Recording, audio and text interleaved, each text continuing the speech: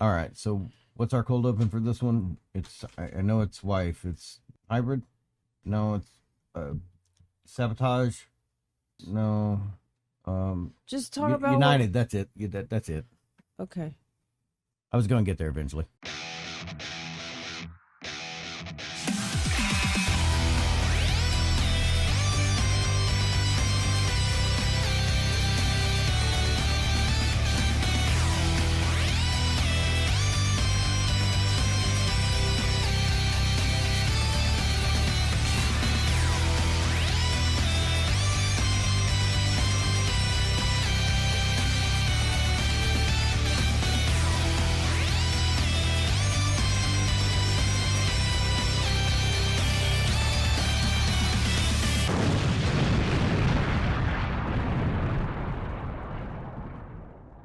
Welcome back to another episode of the Face Wrestling Video Podcast. I'm Waldo. I'm Matt. And I'm Dr. The Wife. And in episode 35, we're back at Osaka World Pavilion on March 21st for an afternoon show with a reported attendance of 250. And this is coming off of Stardom doing a jump across the pond in episode 34 where they took part in the Ring of Honor 17th anniversary show. It's a pretty quick 5-match card with the 3-way, 3 tag matches, and a 6-lady tag match in the main event. Our first match is a 3-way triple threat between Natsuko, Konami, and Leo. Matt, fill us in on the pre-match promos. I am. It's not.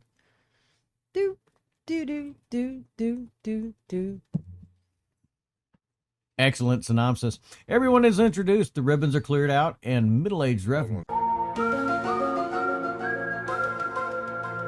So yeah, we shoot over to Leo in the back saying that today is a 3-way and that since Natsuko is there, Jan will have the advantage. And as always, I will give my best. Then we shoot over to Natsuko, who does the typical, Jan intro here. And then goes into saying, I watched Leo give it her promo and she hinted that we should combine our powers. I want to get stronger, I want to win, so I don't want there to be any hard feelings. I'll try my best. During today's show, I'm in a 3-way with Jan's, Natsuko, and Leo. It's a big disadvantage, but with my skins, I'll win. The Triangle Lancer submission is 100%. Everyone is introduced and the ribbons are cleared out, and middle-aged ref tries to get us underway by doing all of his checks. The 3 ladies take just a moment after the bell rings, and it quickly turns into Natsuko and Leo attacking Konami after faking a test of strength. The 2 ladies Irish whip Konami into the ropes, but while that's going on, we get the most devastating move in all of sports entertainment being exchanged between all 3 ladies for a pin attempt. There was a lot of madness going on here. Yeah, I really like this double roll-up attempt. I don't think I've ever seen it done that way. Konami quickly gets things under control, but only for just a second. Natsuko and Leo out of the way of a running Konami in the corner, and they're the ones that actually start the corner splash train on Konami. Nice little turn of events there. Mm-hmm. Also, a nice little step stool corner splash from Leo to Konami by using Natsuko as the step stool. And Natsuko even sells the fact that her back was just jumped on, which I always appreciate because, it's a weird spot. You might as well sell something. I think it's funny that Leo always finds a way to psych out her opponents and make it look like she's going to work together with everyone and then just find a way to work for herself. I don't know if you saw that. Mm-hmm. Elbow exchanges in the middle of the ring, but Leo's aren't very effective, and it ends with Natsuko getting a good spear in the middle of the ring. But just as Natsuko was getting the pin, Konami comes back in to break it up at 2.5. Konami showing us that the armbar is done with armbars number 13 onto Natsuko. Natsuko breaks free and starts to run the ring a little bit, but then we get into armbar number 12 inverted in the ropes from Konami to Natsuko. Leo does her best to break it up, and it turns into Natsuko sitting in the middle of the ring for Konami to double front mule kick Natsuko, which always looks amazing. Very interesting double pin attempt from Leo to Natsuko and Konami, as the 2 ladies were interlocked with their backs facing each other and dropped down to the mat. It's a short opener, but a lot of neat stuff going on here. Yeah, that's the double pin I was talking about earlier. It's really good. And it's nice to see that Leo is getting a little bit of a showcase here. She gets a double cutter onto Natsuko and Konami and then starts focusing on Konami by herself. It all comes to a halt as Konami just mule kicks Leo straight to the jaw, and Natsuko in with a quick breakup, but she quickly gets dumped out by Leo, which allows her to focus on Konami to try to get the closeout. Konami has the best awareness of any wrestler today as Natsuko comes in for the flying backdrop while she was getting a pin and she just sees her and gets out of the way, making her land on Leo, smartest wrestler ever. Armbar number 2 from Konami to Leo, which transitions to armbar number 27, and that gets the submission at 541. Nice little opener, just a little bit of the story after the match in the ring with Leo and Natsuko making up to each other. But I was really happy to see Leo get a bit of a showcase to display her wrestling abilities. She's definitely underrated in terms of talent inside of Stardom. Yeah, I really like this match. They showcased all three ladies' abilities at the end with I think you called it armbar 26, but it was the triangle answer. They're keeping that story going of it being undefeated if she locks it on, and I'm a fan of that. So keep going. Great pacing, quick little match. I really enjoyed watching Leo do her thing. I agree with you. Leo has shown a lot of impressive agility, moves, all kinds of stuff. From the first time that I saw her, I can definitely see a big change with her. But overall, I enjoyed Konami's finisher for the win. That was, to me, very impressive. And as always, I enjoy watching Konami go. Our next match is our first tag match of the night, one of 3, where we have the team of Stars, ex-Zia Zaya, and Starlight Kid versus Jungle and Gorilla. Matt, lead us in. We shoot over to the Jungle locker room where we get the Saya intro, and Jungle stops her to accuse her, saying she's whispering at the end of it. She then does her own Jungle intro for saying, "Today in Osaka, I'm teaming with Saya, and we're not gonna lose, right? We'll combine my full power with Saya's little giant full power. We'll give our best, Jungle Jungle." We then shoot over to the Stars locker room where we have Zaya with her Kenichi Wawa thing again, which I still don't think that's a real thing, right? No, not Okay. even close. And Not even in New Jersey. Starlight says, "We take on Jungle and Saya. It's been a while since Zaya and I have tagged together. We'll do our best to evolve as a team. Let's do it." I like that Jungle goes into the crowd to high-five everyone. Yeah, I have that same note. Jungle does good crowd, lots of fan high fives. Also, I like the way Starlight's wearing her new shirt out.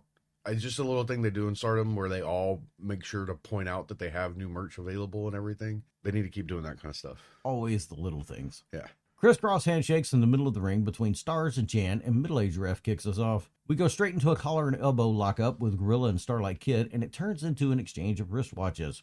Kid uses the ropes to flip out of her wristwatch. Really unique way to do that, and I'm surprised we don't see that more often. Something simple yet very effective. Gorilla tries for an early breakout with the dropkick to Kid, but Kid simply just moves out of the way and gets Gorilla into a headlock and rolls it over and unintentionally makes it easy for Gorilla to get her in a leg lock. This actually lets Gorilla get a little bit of an advantage as Jungle comes in to body slam Kid with a follow-on body splash. Gorilla and Jungle try for the back body splash, but Kid gets out of the way and boots Jungle out of the ring so she can focus solely on Gorilla. Irish whip into the corner from Kid to Gorilla, followed by a nice flying dropkick from Kid. Kid finally tags out and ex-Zia Zaya comes in and she puts on a pretty good technical display here, but quickly turns it around by putting Gorilla into the corner for her and Kid to work on Gorilla. We've talked about this before in previous episodes, but this is another example of giving the up and coming wrestlers time to shine inside the ring, because this has primarily been about Gorilla so far, and double thumbs up for that. Jungle comes in for a running elbow tackle to Kid. Kid hangs on to the ropes to stop herself from being Irish whipped across the ring, and ex-Zia Zaya comes in to assist. But it's quickly stopped as Jungle body slams both Kid and ex-Zia Zaya at the same time. And then Jungle puts them both into the Osaka Crab. Always a good spot too. I thought that was really interesting. One of the things that spot made me think of when Jungle caught Kid and then Zaya jumped on. You ever play Katamari Damacy on GameCube? Anybody? I never had a GameCube. Never had a game. Never had. Poor You folk. guys have been very deprived. Well, it just looked like she was rolling up wrestlers just as she was going, because of the way that Zia just kind of rolled up into that particular carry before that Boston Crab. Yeah. You don't think so? You're right here in the office with us. You see, the only gaming system we have is a Nintendo. It's a Nintendo system, That's which is the why, original Nintendo. which is why I brought it up. She got you there. If you have a regular Nintendo, you should have a GameCube. Exactly. There was Thank like you. 3 iterations between that. Did you have those? Nope. Kid stops Jungle from running a corner attack, grabs her in a headlock, and does the flip out of the corner, followed by a standing moonsault in the middle of the ring. Nice hurricanrana from ex-Zia Zaya that puts Jungle in the corner, but Jungle gets out of the way from the running attack, and it ends up with a strong Stan Hansen lariat in the middle of the ring. That's the only way I can describe this. This gives enough time for Jungle to go and tag in Gorilla. and Gorilla gets to put on a little bit more of a display until XZ Isaiah hits her with a running dropkick. Very interesting way for Jungle to get a pin attempt as Jungle comes in to clothesline XZ Isaiah, while Gorilla has her in the reverse back-to-back arm lock. And we do get to see Gorilla try for that weird fancy pin roll-up thing that she likes to do. Now, there are a couple of moves that I miss in wrestling that XZ Isaiah is pretty good at, and one of them is the sling blade, and another one is the jawjacker in the middle of the ring that she does. You can definitely tell that she was traditionally trained. We get a bit of chaos between all four ladies as they're exchanging pins back and forth and trying to just get the upper hand on each other, but it starts to clear out as the team of stars double dropkick Jungle out of the ring. This gives XZ Isaiah a chance to arm drag flip off the top rope to Gorilla for a weird pin attempt of her own that gets the 3 and 821. Another great match that actually gets straight to the point and allows for the newer talent to be displayed more and more, because we're definitely going to see in the future time travel type thing here where Gorilla becomes a bigger star than what she already is here. And this is just the beginning of how to put all that together. And that's not to take away from the other ladies in this match. It just goes to show that the focus was on Gorilla in this match, and it pays off dividends in the future. I agree. I think that the Kid versus Saya start was really good. It was a nice build-up to take back control when Jungle jumped in. Much better was Zaya when I first saw her, because I remember I was kind of like on the fence with Zaya, but paired up with Saya, and that's a weird way to sound. Zia. XZ Isaiah. Yeah, I can see why you do that. But it wasn't slow. It was really good, well-paced. I really enjoyed watching all the interaction between Saya and XZ Isaiah. I thought the pin was cool for Zia Zaya, XZ Zaya. But I thought it was a great match. What do you think, Matt? I really enjoyed it. I do wish the finish was a little cleaner getting into it, but that's just minor complaints. Otherwise, it was solid all the way through. Our second tag match of the night sees the team of Oedo Tai of Hazuki and Natsu against QQ of Viper and Azumi. Oh, hey, Viper's back. Just random Viper. Matt, why is Natsu upset? Natsu says that Stardom is trying to kill me. Tonight I have a title match against Momo and Utami, but during the day you want to make me fight Viper? You're trying to kill me. Well, you're with me today, Hazuki, so I'll let you deal with Viper. Hazuki says, wait, I'm taking care of Azumi. Natsu says, nope, I'm leaving it to you. Thanks in advance. That was an interesting interaction, actually. Yeah, Natsu's just leaving everything to Hazuki, apparently. It's the Just most really coherent Oedo Tai promo we've seen thus Yeah. far. We then shoot over to Viper, who is the most redneck sounding person we've ever had on a Stardom channel. But she says, we're back here in Osaka, first match back. So, oh, hold on. Sorry. I'm slipping into an accent there too. It stopped. She says, we're back here in Osaka, first match back, and we're quite lucky because it's Oedo Tai. We're beating up Hazuki and Natsu. I'm looking forward to it because I love beating up Natsu. She's my favorite person to beat up, so I think we're going to win it. It's the simple things that make me happy here. Mhm. Viper comes out to the ring carrying Azumi, and this is a real good display of showing just how big and strong Viper is with something so simple. It's like a cooler version of the Reese Billy Kidman intro from back in the WCW days. Oh. I was a Raven fan.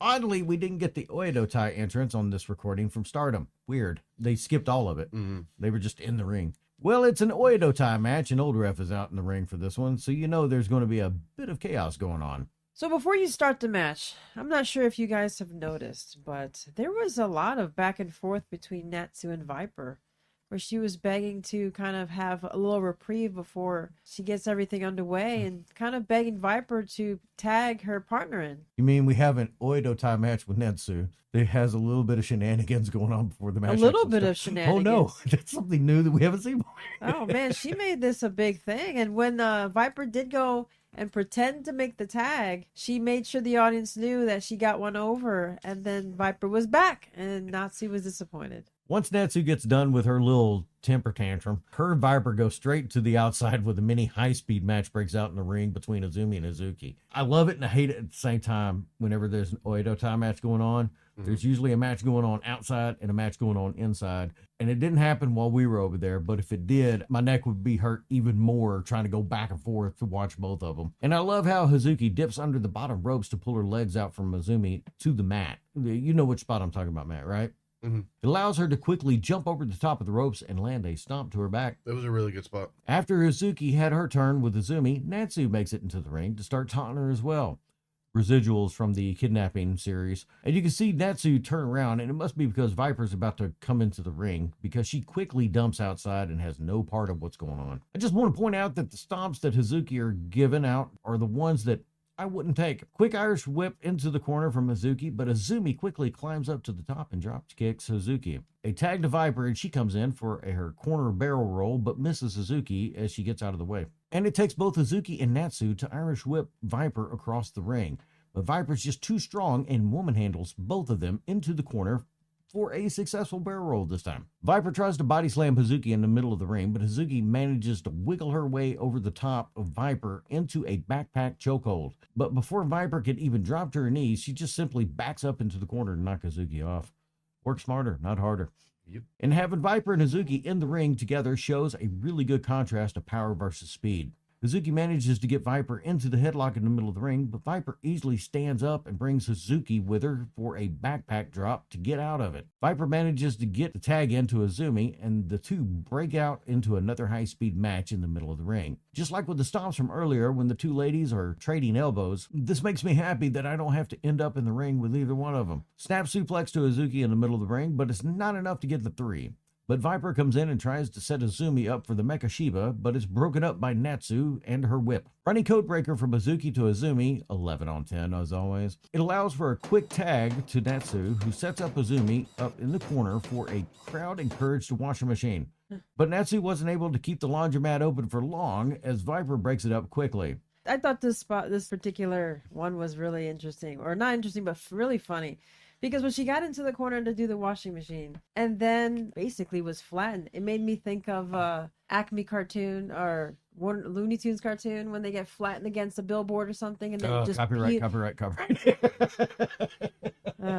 Well, anyway, she just peels off. Did you see that when she falls back? Oh yeah, it was great. This match has been really good to keep the seriousness yet some of the comedy aspects of wrestling at a perfect balance. Oh my goodness, running barrel drop from Viper onto the top of Natsu and Azumi during the middle of a pin attempt, and you could see that Old Rep was concerned for everybody involved. But Natsu's laying in the middle of the ring, and Viper's finally able to come up over to the corner with Azumi for the Mecha Shiba. Azumi successfully lands on top of Natsu, and Azumi drags her onto the other corner for another stomp, this time from the top rope. I liked how the crowd chuckled as Viper came in for a running knockdown to Natsu. Now, there's a bit of chaos leading up to the end of the match, and it ends up with Natsu catching Azumi in the roll-up for the 3 in 8:55. Great to see Viper's back. I can't remember off the top of my head how long this run is going to be, but it's always good to see her in Stardom. And this match overall, even though it was an Oedo Tai match, it turned out to be pretty straightforward and allowed for all 4 ladies to display their talents. The beginning was very interesting. As usual, though, you really can see the power Viper has. Azumi and Hazuki always looking good in the ring. So I'm just going to gush a little bit about them. But overall, it was a great match. Yeah, this is one of those matches that remind me why I like Natsu so much, with the extra entertainment that goes on in any match she's involved in. And then, as you two already pointed out, anytime you get to watch Viper be Viper, it's amazing. And Hazuki and Azumi, I would watch them wrestle 10 times a week, if possible. It's our last tag match of the night, and we have the team of Oedo Tai Part 2, consisting of Kagetsu and Andras, taking on Goya Kong and Rebel Kel. Matt, who is Rebel Kel? Rebel Kel is a 6-footer from Seattle. She's an Amazon. Yeah, she's beefy's not the right word. She's tall. How do we call someone a lady who's tall? Like, what's the word? An Amazon. Amazonian. Yeah, and she started trading in March 2016, so she's not even quite she's exactly at 3 years here as we're meeting her in our timeline under Buddy Wayne. She spent time traveling to different training facilities, including training at Booker T's Ring of Honor. Or Ring of Honor, Ring of Reality of Wrestling. There you go. We go. And now don't hurt him, Booker T, please. Don't hurt him. And now she's made it over to Stardom. Up to this point, she has been wrestling, like I said, for 3 years for different companies such as Don't Own Anyone Pro Wrestling, Bar Wrestling, 321 Battle. And according to Cage Match, I looked it up, this is her 13th match. Okay. Interesting that she made it out there that early, but okay. That's whoever her agent is, I want them. Wow. If they're sending you to a Japan tour on your 13th match. Yeah. That's why I'm like, 3 years, kudos. okay. But It 13 could be matches? that she's got the hustle in her. Independent Wrestlers of Texas, take note. Space Tiger Jr. That's true. You know where I got most of this information. Rebel Kell Online. She has her own website. She keeps it updated. Oh, really? Promote yourself. Well, there you have it. Oh, my. So we shoot over to their locker room to meet Rebel for the first time. And she says to pair up Goya Kong and Rebel Kell together, the two largest people, the two tallest, the two biggest people on this roster just isn't fair to the rest of the roster here. And then Goya says, yes, yes, yes. Little giggle. And then goes into, well, Reba and I are looking forward to defeating our opponents. And above all, I'm coming for you, Kagetsu. I want that championship title and I will get it. And both of them give their best pose. We then shoot over to Kagetsu, who says, it's the Osaka daytime show. In a preview to our red belt title match, I'm facing Goya Kong. But I don't want to.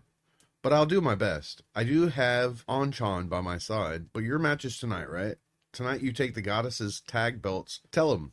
Andreas moves her mouth, but no sound comes out. There should be a subtitle word that says silence. Yep. Or just mouth words with no sound. Mouth words. Mouth words. I thought that was funny. I mean, did you see the face that Kagetsu was making? Yeah, you got her making the background, making faces, while Andras just moves her mouth and doesn't actually say anything. It's pretty great. It was one of those unhinged Odio type promos that Waldo likes. It's Is great. it unhinged? Because you're not quite sure what's going on. Yeah. You just know that something's going on. Something happens. The thing happens. Making up for the last match where we didn't get an Oedo-tai entrance, we get double the betterness because the whole group comes out for the actual dance this time. All right, old ref, let's see if we can keep this one together. I bet's on no. Credit where credit is due. Goya immediately calls out Kagetsu. But when Kagetsu doesn't want to come out first, she sends in Rebel Kell to take on Andras. I just like how they keep that storyline going, and that way the fans know exactly what's to be expected in the future. It's the simple things for me. The two ladies start off in the middle of the ring with wristwatches, arm locks, headlocks, and other locks that can be picked usually by Master Lock. And we can definitely see that Rebel is way taller than any of the other ladies that we've seen come through here so far. So much so that Andras has a bit of a problem trying to get over the top of Rebel, which is unique because up to this point, Andras has been kind of the tallest lady or one of the biggest ladies coming in. Mm-hmm. I could see that, but Rebel was a tower. Tower of Ginormous. power, man. Kagetsu is tagged in, and we see that Rebel has no issues whatsoever doing an arm drag to her in the middle of the ring. The tanks go back and forth for a little bit, but because this is an opportunity for Goya to come in and take on Kagetsu like she was asking for in the beginning of the match. She gets her point across with a butt to the face in the corner and goes for a tag to Rebel to get in a little bit of a break. This wasn't a butt to the face. This was something more than that. Hip attack. Was it? That's what they call Because it. it was Hip attack. a big old rub. I know this is more of a hair drag, but there has to be a better name to it when Rebel grabs Kagetsu by the hair and just throws her across the ring. I kind of want to call it the head toss, but I don't really know what the proper name for this is. Just ragdoll. Ragdoll? Yeah, we'll that's go a with good one. Ragdoll. It just I feel like there needs to be a stronger name for it, Yeah, though. she just ragdolls her. Because Kagetsu... Lawn darts her. Yeah, Lawn there you darts. go. Lawn darts. It's almost on the Kevin Nash Rey I liked- Mysterio level of lawn dart. You remember that one, Yeah, right? yeah. The ragdoll Into sounds the better, side of though. the trailer. Yeah. Copyright. Rebel sets up a reverse stunner to Kagetsu, and it looks pretty painful. She follows it up with a body slam to kick Kagetsu, and you could definitely see that she gets some height on the pickup. It's because she's tall, you see. Dun-dun-dun. I chuckled when Kagetsu went for a dropkick to Rebel. Kagetsu had to get another couple of feet up in the air to be able to land it correctly, and she easily hits it. So, golf clap to you, Kagetsu, for being able to be agile enough to get up there. Andras is unable to knock down Goya, so she goes straight for the eyes. It puts Goya on her knees for Andras to be able to do a running dropkick to her off the ropes. But it's still not enough to keep Goya down, as she's almost keeping up to the same speed that Andras is. Andras is trying to give elbows to Goya in the ropes, but it's not too successful. Goya picks up Andras for a firewoman carry, drops her in the middle of the ring, and then hits a running elbow. A firewoman carry. Yeah. Okay, I mean, got it. okay. No, I just caught me by surprise. Andras finally manages to tag in Kagetsu, and she comes in from the top rope, flying in to hit a dropkick to Goya's neck, it looked like. I don't know how else to call this. It looked like her foot went straight in her neck. And while Andras is taking a bit of a breather, Kagetsu is trying to take her turn at seeing if she can overpower Goya. She tries for a suplex, but it doesn't work out and quickly turns around and decides to run and spider climb to the top of the ropes for a flying dropkick. And that puts Goya down on the mat and lets Andras come in for a little assist. She hits a nice running spear to Goya, but it isn't enough to get the 3. After Andras clears out Rebel to the outside of the ring, Kagetsu starts working Goya and tries to lift her up and doesn't work out. But after a sunset flip, Goya tries to drop down on top of Kagetsu. She quickly slides out of the way and Andras comes in to help keep Goya down on the mat. And by their powers combined, they still don't manage to suplex Goya. It was a good try, though. Order is kind of restored in the ring, and Goya Irish whips Kagetsu for an easy clothesline. There was a spot where Kagetsu tried to jump up and pick up Goya for a schoolgirl, but it almost turns into Goya winning the match right there. I don't know what this is, but Goya hits what looks like an arm-held backpack slam in the middle of the ring to Kagetsu that gets the 3 against the red belt champion in 9:51. Wow, very good match. The size difference in Goya's partner, Reba. Talk about how wrestlers manage being tall. I mean, she really used that to her advantage. But you can also tell that Oedo Tai relied on being fast and agile. So there was a definite challenge with having Goya, obviously, and then Rebel being the Amazon that she was. They definitely communicated well with each other. I'm talking about Goya and Reba. Kagetsu and her partner made Reba and Goya really look like beasts with the way that they were eating some of those blows. But overall, good match. Oedo Tai took their time with their opponents. Great job was done all around to show how much power Goya and Reba had. But equally as good was the agility and the speed of Kagetsu and her partner. Felt very impressive. Andras and Kagetsu did a good job of trying to keep up the pace and trying to chop down the bigger tag team that they were competing against. But with an impressive debut by Rebel and returning greatness from Goya here, they were unable to do it, and it really sets up the peril of Kagetsu possibly losing her red belt. So I thought they did a really good job, and I'm excited to see more. Is it Reba or Rebel? Rebel Kill. Rebel Kill. Okay, I had her as Reba because that's what I heard when I was listening to Goya. So I guess that's my fault. This match was a little all over the place, but definitely showed that Goya is a good challenger for that red belt, like you just said, Matt. Yeah. Now, up until this point in the show, we've been seeing how new talent has been highlighted in the matches. For example, with Leo and Starlight and Gorilla, etc. But we definitely see a turn here in this match where Rebel was kept at a limited display. And I can understand that because the focus in the story on this match is Kagetsu and Goya for the red belt. Let's see what the future holds for Rebel. I said that would be probably my only little weensy.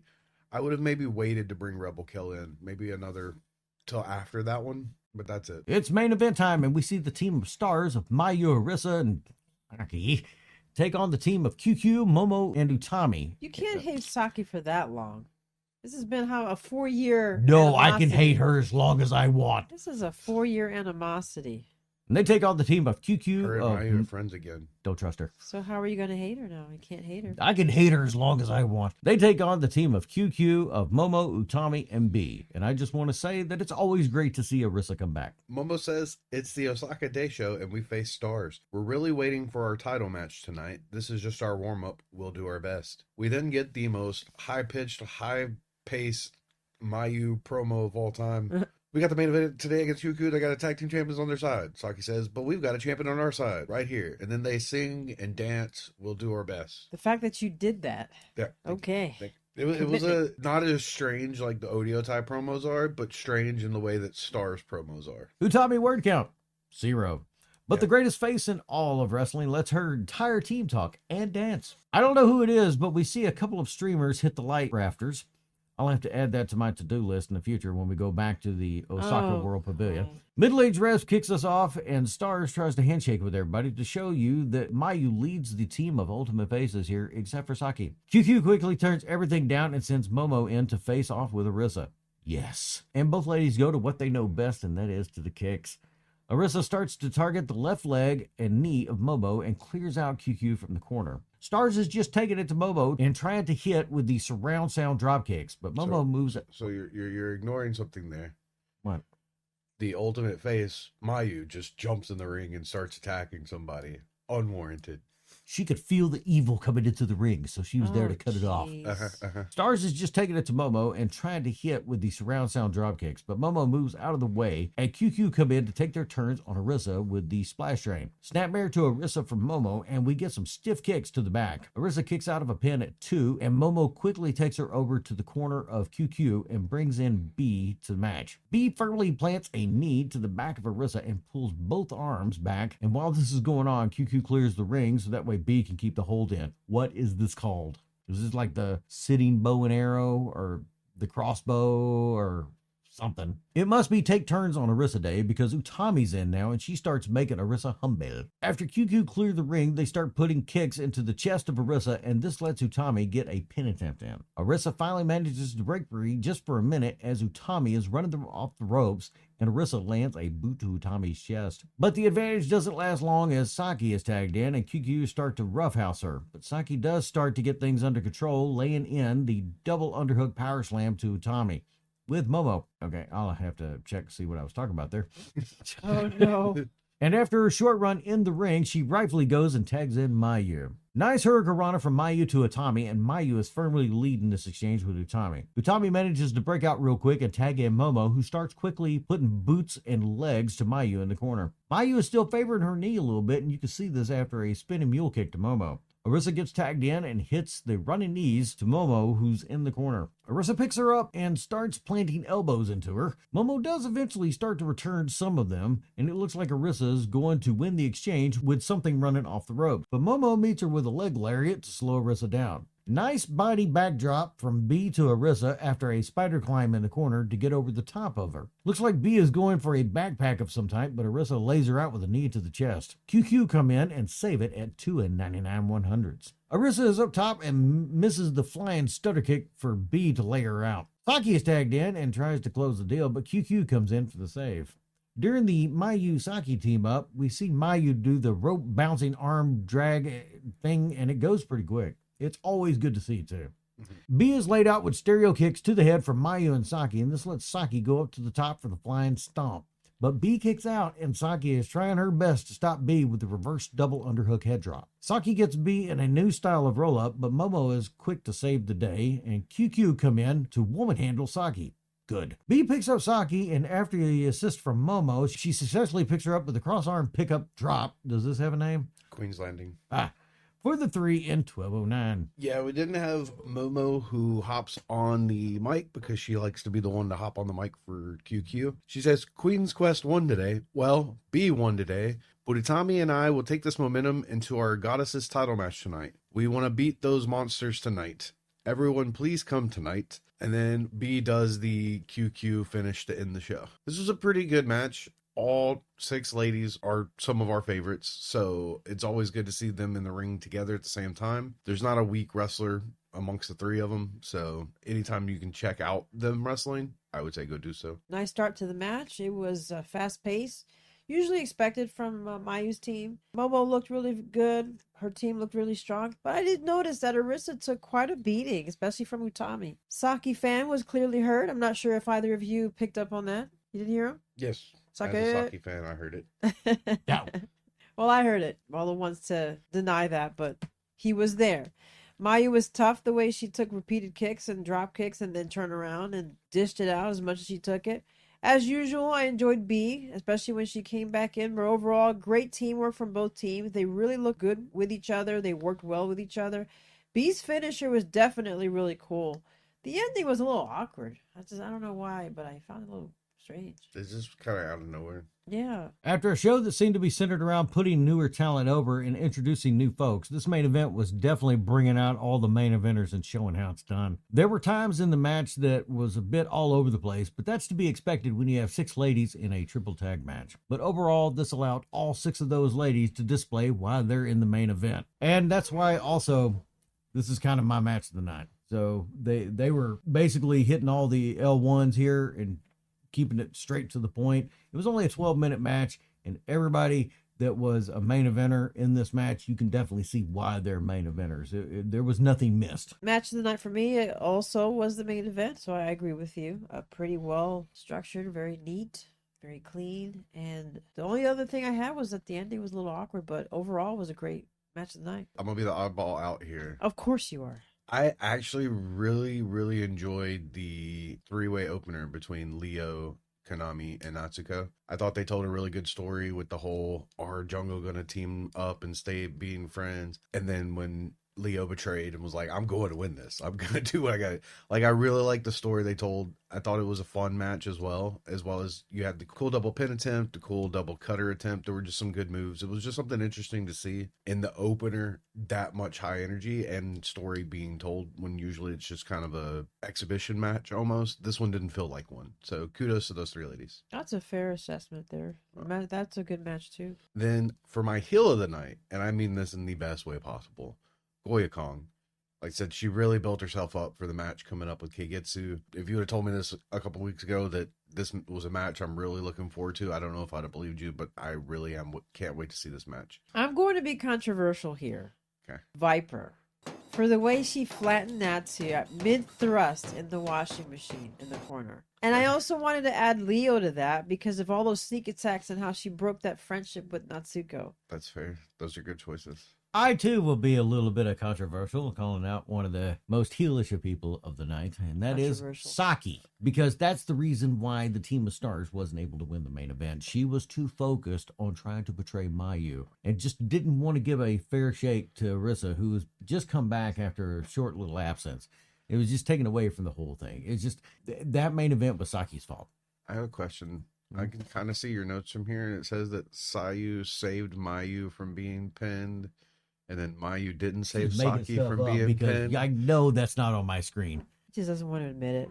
Before we go check out Dr. My Wife and see how she started to take over the Texas independent wrestling scene. Seems like every time we sit down to do a regular Stardom review, she gets in more and more shows that we can't keep up with. Anything in the near future coming up for you, wife? Next month is a month full of shows. We have Sabotage in Buda. They have their 7th anniversary show on October 14th. United 210, they're going to have their show on Friday, October 13th. And there will also be other shows going on. For example, Uncanny. They're going to have their Death, Drop Kicks, and Drag show on the 27th of October, along with Hybrid School of Wrestling, who is also on the same day. They have their show on the 27th as well. Theirs is called their Ring of Horror. There's going to be probably more because I'm just getting information. RCW Forever is on the 22nd. So support local independent wrestling. This is basically what I'm saying. Lots of things definitely going on in Texas independent wrestling scene, and we try to be with it as much as we can. Definitely a big shout out to Inspire AD for all the performers that they've been able to facilitate for us lately. Thank you, Bess. I appreciate that. As well as Hybrid, because we got and Ricky Hybrid. Morton, too. Definitely check out the latest Ricky Morton. I get to interview the mullet of mullets. Yes. Show up. You might see me there. Maybe I'll be announcing too. Anyway, that's it for me, Waldo. I'm the Matt. I'm Dr. The White. Be sure to catch us on all the usual places within social media at Pace Wrestling on the Twitter and Facebook, and also at Dr. The Wife now. Leave a comment below and let us know how we're doing. Don't forget to study kick the subscribe button here on the YouTube. As always, check out www.stardom-world.com where you can get some amazing wrestling action for only $920 yen a month. How many yen? $920. Not a lot of yen. No, it's not. And don't forget, everyone is different and everyone is good.